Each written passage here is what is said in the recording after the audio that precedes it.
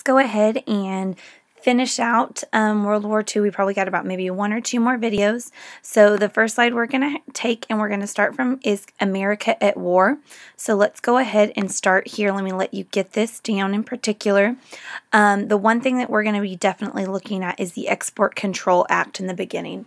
We discussed in this last video that, the American people do not want to go to war, whereas American politically speaking, especially FDR knows that it's a better idea to put a fire out when it is small rather than when it is growing. Mussolini, Hitler, and Stalin, although now Stalin's on our side because of Hitler's backstabbing, and Japan are starting to get bigger and bigger and bigger. We've sent help to China, through the Flying Tigers to help them combat Japan. We are going to start, the Neutrality Acts, which actually meant to keep us out of war, hence the word neutral. And then we go from the Neutrality Acts to, of course, FDR goes into the Atlantic and he signs the Atlantic Charter with Churchill. And then we go from the Neutrality Acts to the Lend-Lease Act, where we're going to lend or lease any help we can to the Allied countries to ensure that they beat Hitler instead of us having to get involved. But it's all going to change. It is all going to change when one thing happens. Now, the Export Control Act in particular was actually supposed to help out the Allied powers, or specifically China, which is when literally FDR took and he restricted the sale of strategic war materials to Japan. And he then is going to threaten to freeze Japanese assets. And on those assets, why don't you just go ahead and put $ on assets, because that's what it means. Freeze Japanese money in the U.S. and reduce the amount of, circle this right here, oil shipped to Japan. Japan responds because, of course, if they are looking to grow, remember Japan, Hirohito, Tojo, they have that manifest destiny. They respond. You cut off our oil, you cut off our money, how do you think we'd respond? They attack. Japan responds by attacking Pearl Harbor, December 7th, 1941. Now, with that, here's the date and the information for Pearl Harbor. I'm actually going to let you guys watch the little excerpt of the speech with some video over Pearl Harbor, but you guys know Pearl Harbor probably so well, I don't have to really teach it to you. In Hawaii, territory of the United States was attacked by the Japanese Imperial Navy. It was 8 a.m. on a Sunday morning. I think it's interesting that it was a Sunday morning. It means they had studied our ways. They knew on Sunday morning that almost every single person on Pearl Harbor base was headed to Mass, to church on Sunday morning. They took and they had a surprise attack that had been conceived by this man named Yamamoto. It's a picture of him right here. The striking force was 353 Japanese aircraft led by Commander Fushita, and there had been no formal declaration of war, which is essentially what makes it so unbelievably bad. Pearl Harbor's pictures speak 1,000 words. There was so unbelievably much destruction in that 1 hour attack. In fact, this is kind of an interesting story, might be a good little extra credit thing if you're watching my videos, making sure you're listening. There was a radar truck just on the north side of Hawaii that had picked up the Japanese Navy, those 350 some odd Japanese aircraft, and they radioed it into the command center, and the command center said, no, we're not expecting anything, but it's probably just a flock of geese or something like that. That was the Japanese Imperial Navy. It could have possibly been combated, but when they took and they dropped bombs on Pearl Harbor, which is basically like the little inlet kind of bay on Oahu, basically right off Waikiki Beach, where everybody goes on vacations nowadays, this is what you will see. The day of infamy, approximately 100 ships were present during that time. I went ahead and I just want you to make sure out beside this, you write one name of a ship in particular, the USS Arizona. It's a battleship in particular that had a direct hit by one of those Japanese bombs. And of course, a lot of the times, as you guys know, with Japanese, if they don't hit it with their bomb, they take and they turn around and they go fly their airplane into the ship they're called. Does anybody know what kind of a pilot that's called? Kamikaze pilot. The Day of Infamy speech. Here, let me let you get this down, and then I'm going to let you actually listen to the most famous section. After FDR's Day of Infamy speech, of course, that's the one where he says, December 7th, 1941, a day which will live in infamy, which basically means forever history, and the reason it's not famous. It's infamous is because it's kind of for a bad thing. Declaration of war against Japan. Congress approved the declaration. FDR signed the declaration on December 8th, literally the day after the attack. Let you guys listen to this. I have it actually right here. I don't know if you've ever gone to the history.com website. Absolutely one of the coolest websites there is. Let me see if I can... Uh-oh, why isn't it? Why won't it? Let me see if I can get it here for you. Oh, wait. Going back up. It's a pretty good little speech. Let me let y'all listen to it.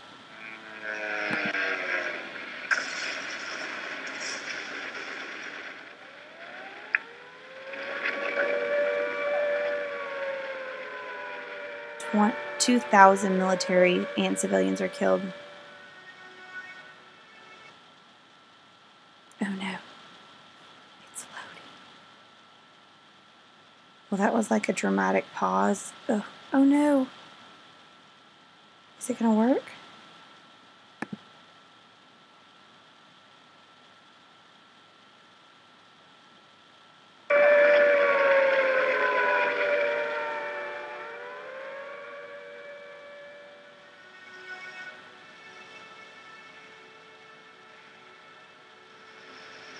Yesterday, December 7th, 1941, a date which will live in infamy. The United States of America was suddenly and deliberately attacked by naval and air forces of the Empire of Japan. The facts of yesterday and today speak for themselves. With confidence in our armed forces, with the unbounding determination of our people, we will gain the inevitable triumph, so help us God. I ask that the Congress declare that since the unprovoked and dastardly attack by Japan on Sunday, December 7th, 1941, a state of war has existed between the United States and the Japanese Empire. That last boat you saw there was actually a Higgins boat. We'll get to that when we talk about D-Day, but I actually thought that was worth you guys seeing. It definitely is going to be the day of infamy. Today, if you go to Hawaii, you guys know I like to show you stuff like this.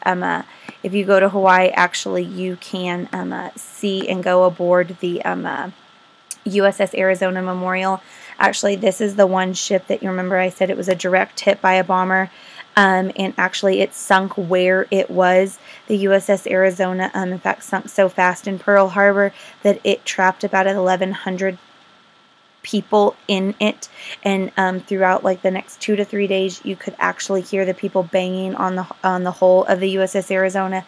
Some could be rescued, but some couldn't, and they left the USS Arizona where it lies. And to this day, you can go on to the USS Arizona. This is actually some pictures I took.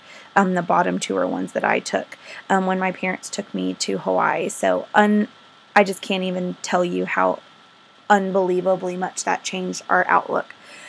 We went from being an isolationist nation to a guns swinging, let's go, get her done. We declared war on Japan. Then Japan, of course, declares war on us. And since Japan had an alliance with Germany, then all of a sudden Germany declares war on us, and we're in World War II. But of course, you know, when we go into war, guns blazing. That's how we do it. Not back then did just the people in the war fight, but everybody at the home front fought. So I want you once again, major circle on home front, country challenge to convert to wartime production. So I want you to star this right here, major star. Automobile factories are going to be the #1 place that we take, and we actually alter them to produce wartime equipment. So no longer are we going to be making, what used to be Model Ts in the 20s. Now in the 1940s, we're going to be making Jeeps. We're going to be making tanks. We're going to be making rifles. You're going to have every single thing that we did in World War I happen again in World War II. I want you to make sure you add this in here. I'm going to expect you to add this in here. The U.S. Office of War Information coordinates propaganda and production. Remember the War Industries Board or the Creel Committee in World War II? Or World War I, I'm sorry. That's what we're talking about. So out beside this slide, I want this added, and I will be looking for it in your notes. It's the Office of War Information, or the WIB, War Industries Board, or what used to be called the Creel Committee. The entire nation contribute. Rationing, go ahead and circle that of certain products.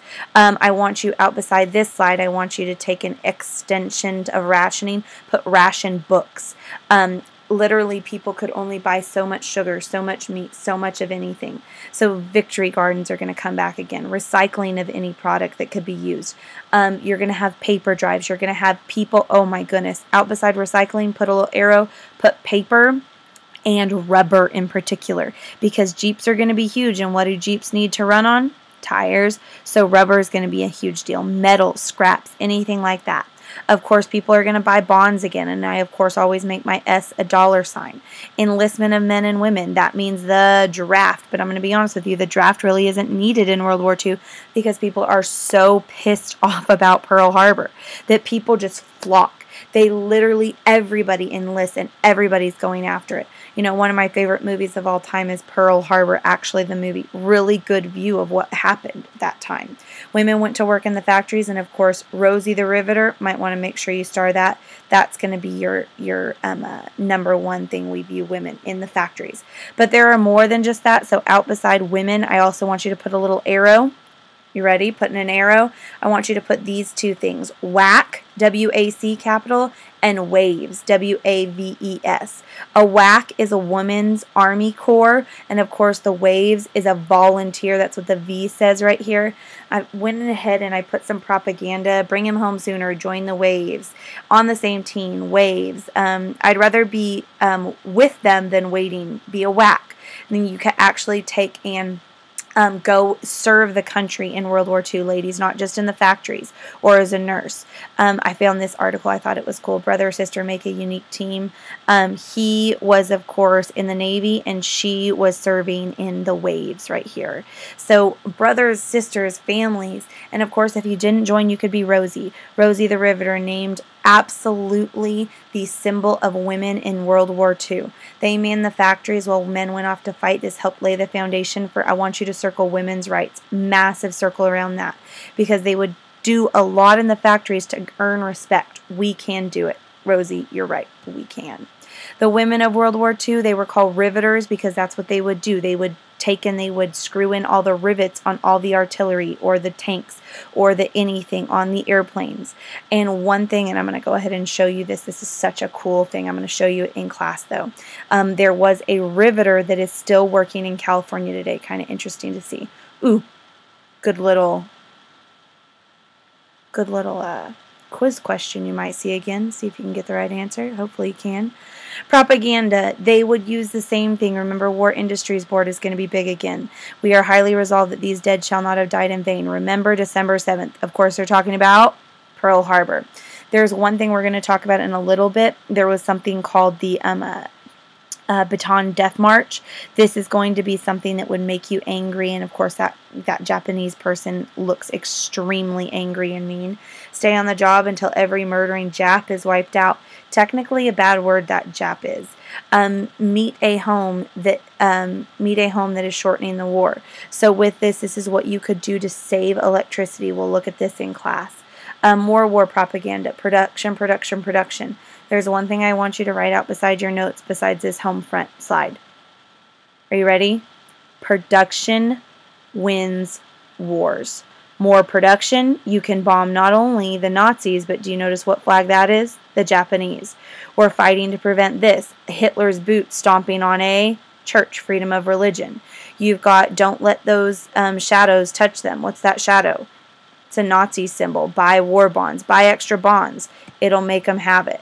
Help preserve rubber and paper. Waste helps the enemy. Of course, who's that space? save your tires, the Jeeps need them, that kind of stuff. That's all the stuff that's going to happen on the home front. So make sure you know what we did on the home front to help out our people. So last slide you're going to finish with, make sure you have it, is your home front.